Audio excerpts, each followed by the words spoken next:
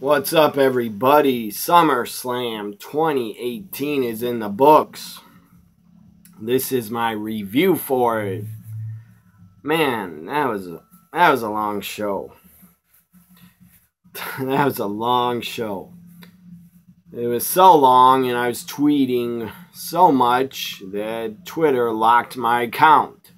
I guess because they said they thought weird activity was going on with my account. That's what they sent me a message. That weird activity was going on, so they were locking my account, and then they just sent me a text message code, and I got the account unlocked. So my guess is I got my account locked because I was tweeting too damn much every hour. And I started watching the kickoff at 4 p.m. SummerSlam, my time, started at 4 p.m. I started tweeting from 4 p.m. Oh, I wasn't tweeting when I did reactions, but I tweeted a lot. From 4 p.m. till like 10 p.m., whatever time it is now. I think SummerSlam ended before 10 p.m. So here is my review for it. I'm not that upset with the show because two out of four things happened that I really wanted to happen. So 2 out of the 4 things really happened that I wanted to.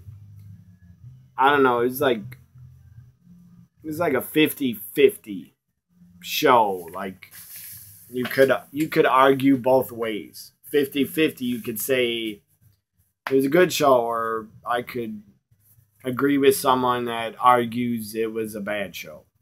And only a few matches and a couple parts were good. I'm going to just give my final grade right now for SummerSlam. My final grade would be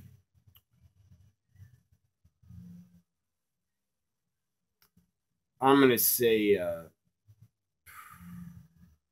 I'm going to give it a B. I'm going to give it a B because the kickoff match, Rollins, Ziggler, was pretty awesome. Charlotte winning, I loved it. Becky turning on her, I loved it. Also, I loved it that Ronda won the title. I think those were the right decisions. And Samoa Joe and AJ was very good. I would have liked Joe to win, but whatever. So up first was the kickoff show, 2 hours of the kickoff. Up first was the mixed tag match, Lana and Rusev against Zelina Vega and Andrade C. Almas. The crowd was mostly there. A lot of Rusev Day chants. But this was the first match of the kickoff. A lot of fans probably were not even there yet. Probably buying merchandise and getting food. Or just waiting outside, talking. Who knows? Mixed tag, I did not expect it to be awesome. But I did predict that Zelina and Andrade C. Almas, that they would win. And they did. So they won the mixed tag match. Rusev Day, happy Rusev Day, and Lana is the best. Lana #1. I still like Lana and Rusev. I thought Aiden English would interfere and cost Lana and Rusev, but he did not interfere. Up next, the first title match of the night. And then they announced during the kickoff that there would be 9 titles defended. 9. That's way too many championships, but I get it because there is a brand split. So there's going to be more titles when you have a brand split. Still, 9 championships, too many damn titles in WWE, in my opinion. The most they should have is like 6, maybe 7. I mean, just think about if they create a cruiserweight tag title or a women's tag team title on the main roster, that would be 10 or 11 belts. Way too many. So, up next was the Cruiserweight Championship. As I said, first title match of the night. This was on the kickoff. If you missed it, just listen to my review. Cedric Alexander was defending against Drew Gulak. I was all for Drew winning. I didn't expect him to win, and he did not win. Cedric Alexander wins, and they had a pretty good match. Up next was the Raw Tag Team titles on the line. B Team, B. All I can hear in my head about the B Team is B Team, go, go, go. Their stupid theme song is in my head. So they defended, the B Team defended the Raw Tag Team titles against the Revival. You should have gave it to the goddamn fucking Revival. Should have gave it to the Revival. They'd be fine tag team champions. They'd be really good tag champs on the main roster. They're a damn good team. But very stupidly, the B Team wins and retains. That was stupid. Really stupid. Just really dumb as fuck. I don't know why they had the B Team retain. So up next, pay-per-view started. SummerSlam, the main card. Main pay-per-view. Kicked off with the Intercontinental Championship. Dolph Ziggler with Drew McIntyre. So Dolph with Drew and Dean Ambrose. And Seth comes out with Seth Rollins. They come out first, and I believe Ambrose's music hit first. To kick off the pay-per-view. I'm having trouble breathing. It's just a lot of, I don't know what it is. It's just some weird odor. Not an odor, but some basement smell is having, giving me trouble breathing. Going in my nose. I don't know what it is. Anyways, my basement's pretty damn clean. Sonny, it's probably concrete basement floor smell. I don't know what the hell it is. Maybe I'll drop dead on this review. Maybe I'll get more views for dropping dead. Who knows? Seth Rollins, again, Dean Ambrose came out, got a huge reaction, huge pop. They had a great match. Great Intercontinental title match. Great kickoff to the pay-per-view. Seth Rollins wins. I love that. I love the outcome. Seth Rollins, 2-time Intercontinental Champion. That guy's a workhorse. Seth Rollins, one of the best WWE has. That guy should be the Intercontinental Champion for a very long time. I would love to see Rollins be Universal Champ again. But he can't now because he's Intercontinental Champ. I think Rollins and Roman, I think they could have really good matches together. So Seth Rollins wins. He burns it down. He burned SummerSlam down in the first match of the pay-per-view, and he's a new Intercontinental Champ. Up next, we had the SmackDown Tag Team titles. This was good, but lame-ass finish. I did not like the finish. I guess I expected one disqualification finish, but it was stupid. Anyway, SmackDown Tag Team titles. Bludgeon Brothers defended against the New Day. Baby! And I predicted the New Day. They lost. They had a good showing, but the Bludgeon Brothers, Eric Rowan decided it was hammer time. And he didn't want to continue in the match. It was hammer time and disqualification. New Day wins, but Bludgeon Brothers retain. Up next, we had SmackDown Tag titles. The crowd was into it. I wasn't that into it. I don't know why. I don't know if... I wouldn't say it was... I don't know. It wasn't the most boring match. So I'm next. What the hell is next? I lost. I don't know what was next after Bludgeon Brothers. New Day was. I think it was a SmackDown Women's title triple threat match was next. If I get these matches mixed up, too bad. And if they're not in order, so what? So the women's SmackDown Women's title triple threat match. Carmella defending. Not a fan of Carmella. Yeah, she's a good talker and a good heel, but she shouldn't be holding on to the women's title because she's not a good worker. And I want women that are good workers, that are women wrestlers. I don't want women that look like Sable or divas. Sorry, I don't. And that could be argued if you want to get an argument in the comments, go ahead. And you could argue a lot of divas were good workers. I agree.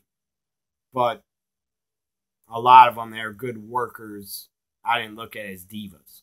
Like Trish, Lita, Ivory, Jacqueline, Molly Holly, Chyna. I'm sure there's others. I'm missing Maurice, Mickie James, Melina, Beth Phoenix. Those women, to me, were good workers. And were good wrestlers. I didn't look at them as divas. But Carmella reminds me of Sable, and that's not a good thing. That's a bad thing. Because Sable could not work or wrestle. So anyways, thank God we have a new SmackDown Women's Champion. Thank God they got it off Carmella before Evolution. Because you need a women's wrestler holding that title going into Evolution, all women's pay-per-view. On both brands, you need a credible champion that could either beat your ass like Ronda Rousey, the baddest woman on the planet, or on SmackDown you need a women's wrestler, and Charlotte is a great women's wrestler. So, Charlotte, Becky, Carmella. It was a fun triple threat. I enjoyed doing the reaction to it. Becky has Carmella in the disarmer, and Charlotte comes in from behind like a thief. I agree. A lot of friends on Twitter were saying Charlotte came in like a thief and stole the title. I agree. She did, but that's what a triple threat match is. You take the best opportunity that you have to win. Doesn't matter if you go behind the person's back or, as Charlotte did, hit the natural selection on Becky, her best friend. And then Charlotte, I believe, did pin Becky and defeat Becky. I'm pretty sure Carmella did not get pinned. But it's really great and funny. I love it that Carmella did not get pinned and still lost the title. Thank God. You can argue all you want, Mella's money, but she's not a credible wrestling women's champion. And that's what WWE needs. They need great women's matches on Evolution, and they need great women to be their champions at Evolution. Not divas like Carmella. Again, she reminds me of Sable. So Charlotte wins the SmackDown Women's Championship. I loved it. I marked out. I popped. Check out my live reaction to the SmackDown Women's Triple Threat. And I didn't know if it was going to happen. But after the match, Becky was upset. And Becky went to embrace Charlotte. And they hugged twice. And Becky's teasing like she wasn't going to do it.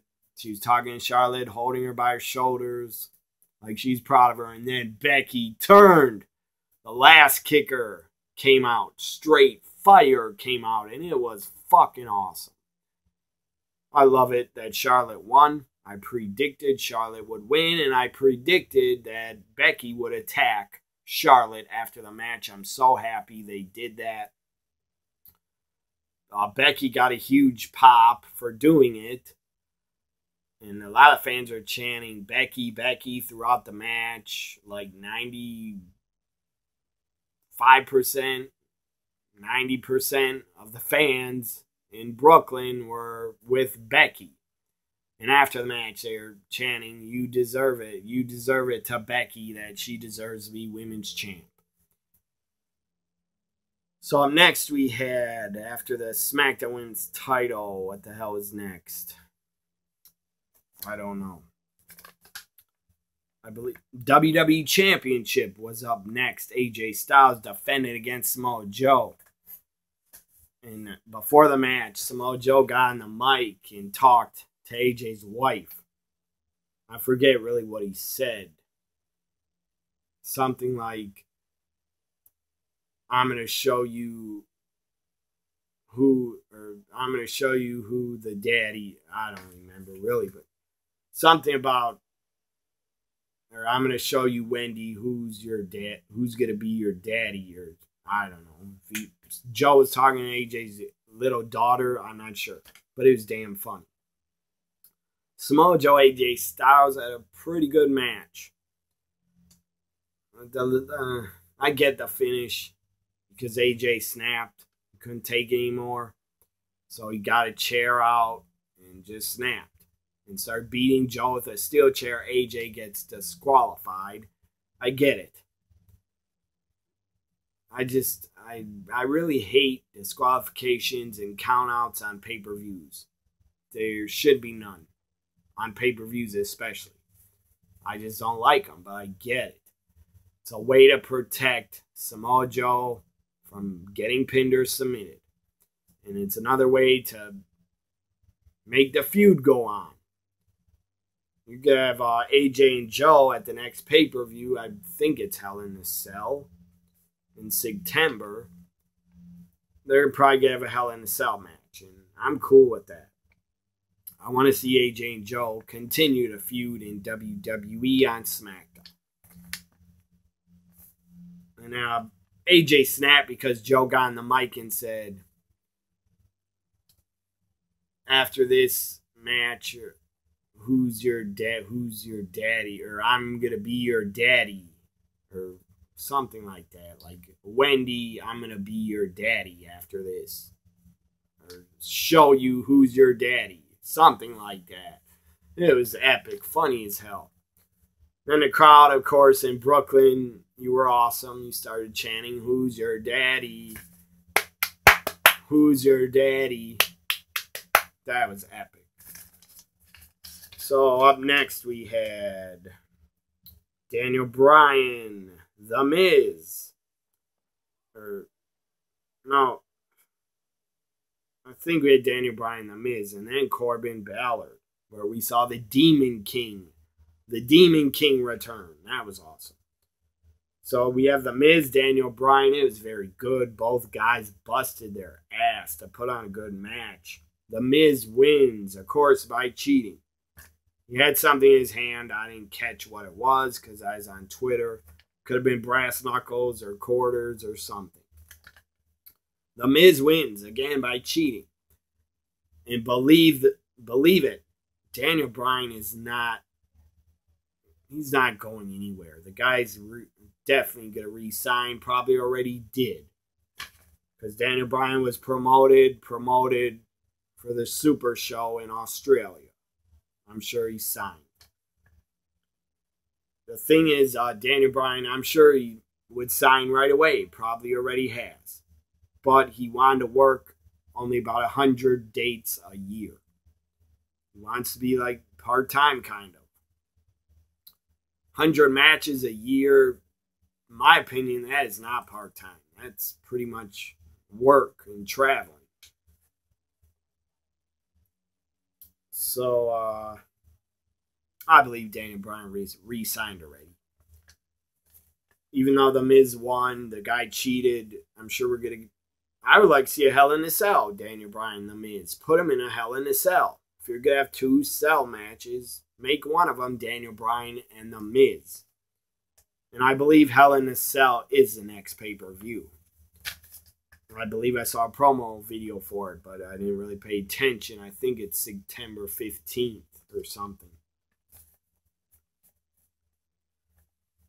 Anyways, Daniel Bryan The Miz was very good. I'm gonna have to rewatch it because I didn't watch the whole match. I was staring at Twitter and all my mentions with a lot of cool friends of mine that I talk to on Twitter. You guys know who you are in the mentions. It was a great time. Really good times on Twitter tonight talking to all of you. Hopefully you felt the same about me. Hopefully you enjoy my tweets and smile or laugh at a few of my tweets. So anyways, up next we had Baron Corbin. As I call him, his new name is Uncle Fester, because that's what he looks like. Against the Demon, Finn Balor, as the Demon comes out, makes the Demon entrance awesome. It was great to see the Demon. Finn Balor wins in 1 or 2 minutes. Not joking, it was like 1 or 2 minutes. That was funny as hell. They buried Corbin so fast. And I skipped over a match.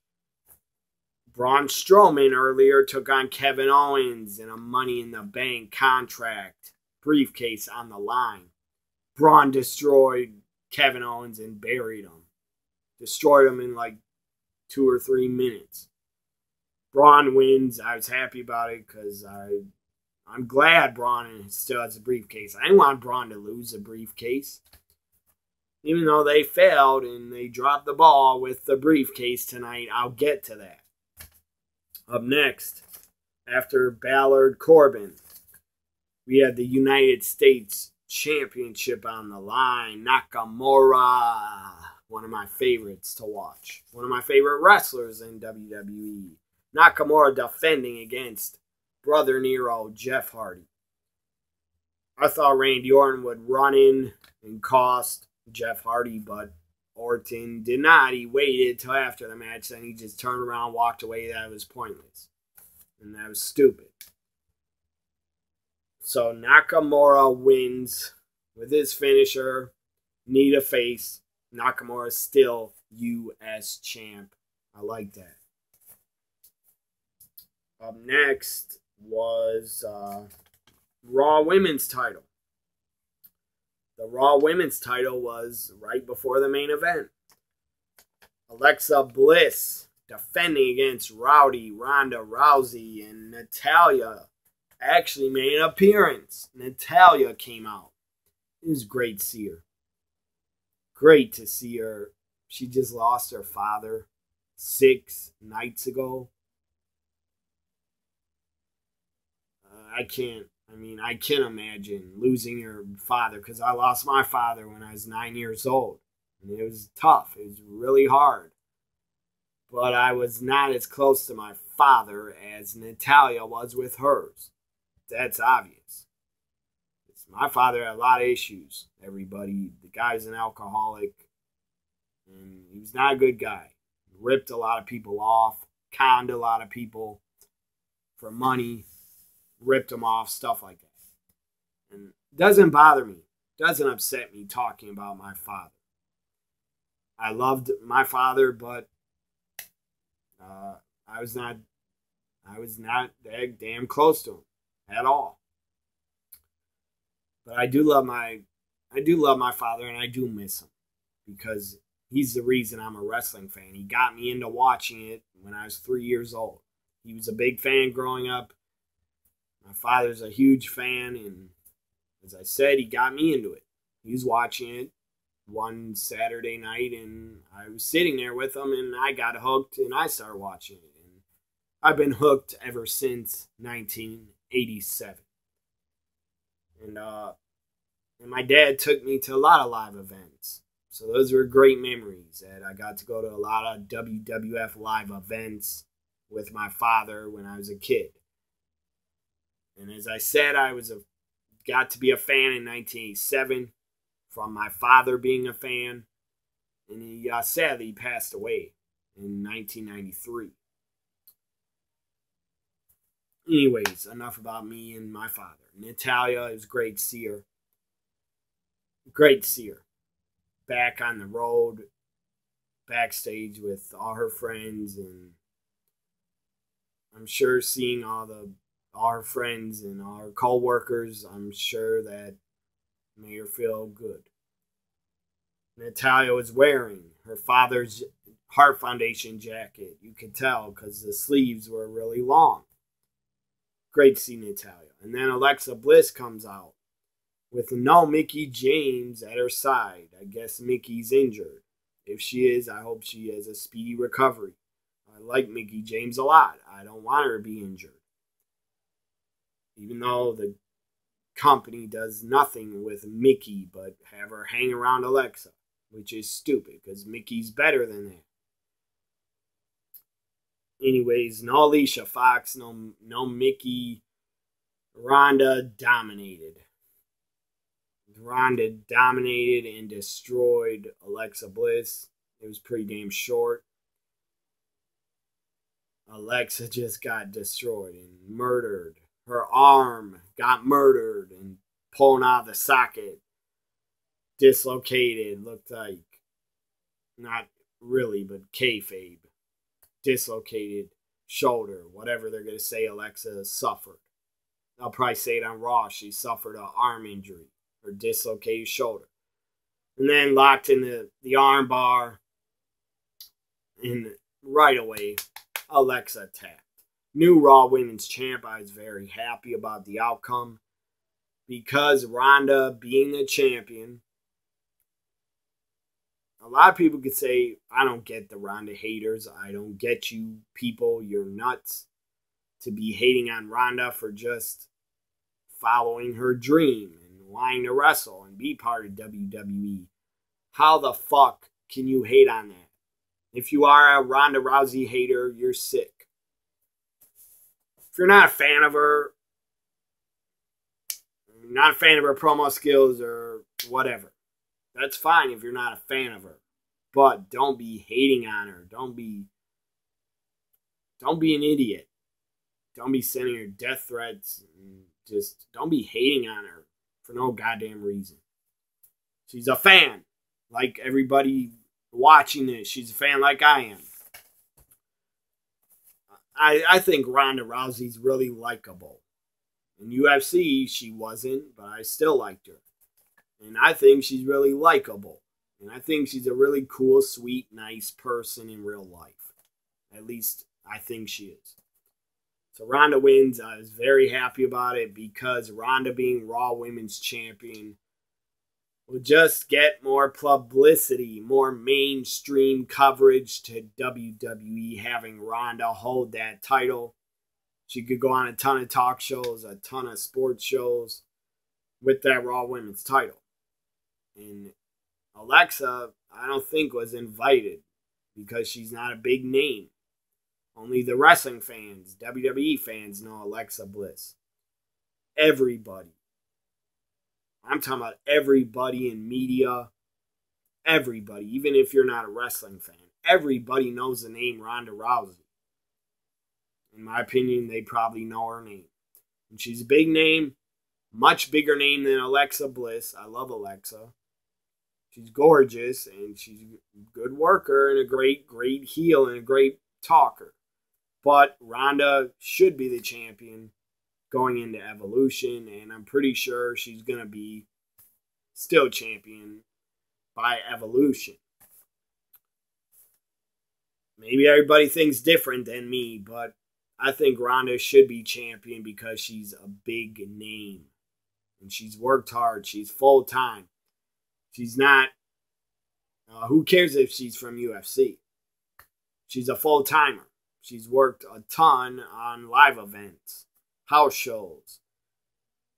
She's not Brock Lesnar. Do not try to compare Ronda in the WWE to Brock Lesnar because Ronda is around way more. Way more. And I think Ronda will defend the title a couple times. Maybe 2 or 3 times before Evolution. I think Ronda, they should make her a fighting champion. Even have her face jobbers for the title and have her defeat jobbers. I wouldn't be upset with that. So I think Ronda, again, being champion is a great thing for WWE to get a lot of mainstream coverage from news and shows. Entertainment shows, sports shows, news shows. Anyways, up next was the main event. It was awesome at first. And I'll tell you what was awesome about the Universal Championship main event. The best part was Braun coming out and saying, I'm going to cash in. I'm going to watch. I'm going to sit here. Well, he's standing outside the ring. I'm going to watch. Whoever wins, I'm going to cash in on you face to face, man to man. So that's what he said. Even though you're cashing in right after the match, and, well, you're telling them ahead of time, Braun, that's good for them, you would still have cashed in on a beaten man if he would have cashed in. So Braun saying I'm cashing in on the winner, that made me really happy. I loved hearing that. I popped. I marked out. But then it went downhill. And it was a big fail. Roman hit Superman punches. Brock hit a couple of German suplexes. Roman took out Braun with a dive. Brock went to the outside, F5'd Braun. Brock grabbed his briefcase, tossed it against the screen by the stage. That was pretty funny. And then Brock throws Roman in the ring, or Roman was in the ring, and Roman spears him once. 1, 2, 3. Roman wins, and that was a big old stinky old smelly old shit right in the ring. So that is a big old shit to everybody in Brooklyn that did not want to see Roman leave the pay-per-view as champion. To anybody. To me, I didn't want to see Roman leave. I wanted to see a cash-in. I wanted a fucking cash-in. I didn't get it. The highlight of the match was Braun saying, I'm cashing in. And then you didn't let him cash in. You end the pay-per-view. I'm getting angry now. You end the fucking pay-per-view with Roman holding the title up. Big deal. The guy couldn't get the job done against Brock 4 other times. 3 to 4 other times he couldn't defeat the Beast. I'm serious. We didn't get a cash-in. I'm dead serious when I say this. No cash-in. Roman ends the pay-per-view, leaves the pay-per-view with the title. No cash-in. I would have rather seen Brock retain than no cash-in. Really giant fail. Big fail by Roman ending the pay-per-view with no cash-in happening. That's a giant fail. And it's a big old nasty old smelly old shit right in the middle of the ring. To Vince giving a big old smelly old shit in the middle of the ring to all the fans and say, too bad, you're going to have to... I don't know what Vince thinks. The guy's senile. He's losing it. I don't know what the hell Vince thinks. And now the fans are going to start cheering Roman because he finally defeated the Beast. No. I'm not going to start cheering him. And I still don't like his character. It's boring as hell. The guy's a vanilla, boring babyface. Same Shield gear he's been wearing since 2012. Whenever they debuted at, I think it's Survivor Series 2012. Same goddamn Shield gear. Except he took off the bulletproof vest. Same Shield gear. Same Shield music. How about tomorrow night on Raw, you try to build Roman, give him a new character. Have him come out in a fucking suit and sunglasses. And have Paul Heyman appear. Come down the ringside and say, ladies and gentlemen, and get in the ring and say, here's the reigning and defending undisputed Universal Champion Roman Reigns. Have Paul Heyman do that. And get Roman new theme music. Get him out of the Shield gear. And just before you have Paul Heyman appear, which they're not going to have Paul Heyman appear and endorse Roman, they're not going to do that. They're too stupid to make Roman the next Paul Heyman guy. Creative is too stupid. But seriously, my idea would work. Have Roman come out in a suit, different theme music. Don't give him any goddamn theme music.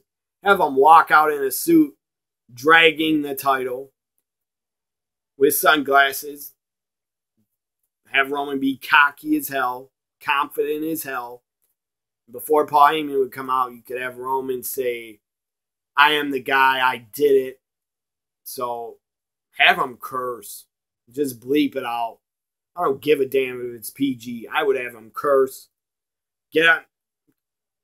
Oh man, I'm getting fired up. Have Roman get on the mic and curse and tell the fans, I believe they're in Brooklyn tomorrow for Raw. Have Roman say to the fans, I'm the guy. I defeated the beast. And all of you can fuck off. Or fuck you all. Or something. And then Roman could say, I've always did it my way.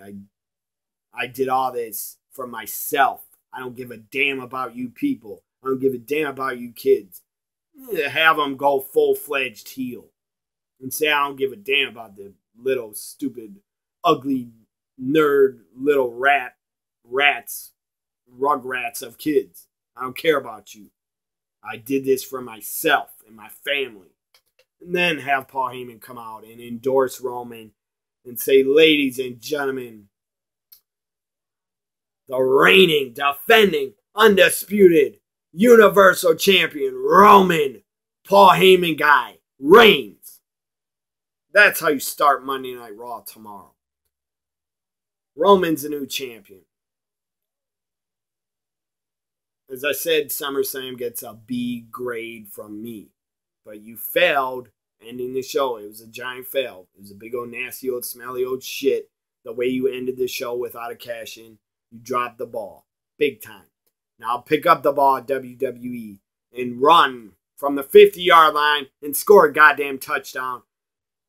Have Roman change his character, become a heel, wear a suit, and be endorsed, and be the new Paul Heyman guy. That's all I gotta say.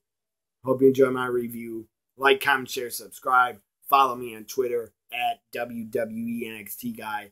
Bye for now, everybody. Whoever watches this, supports my channel.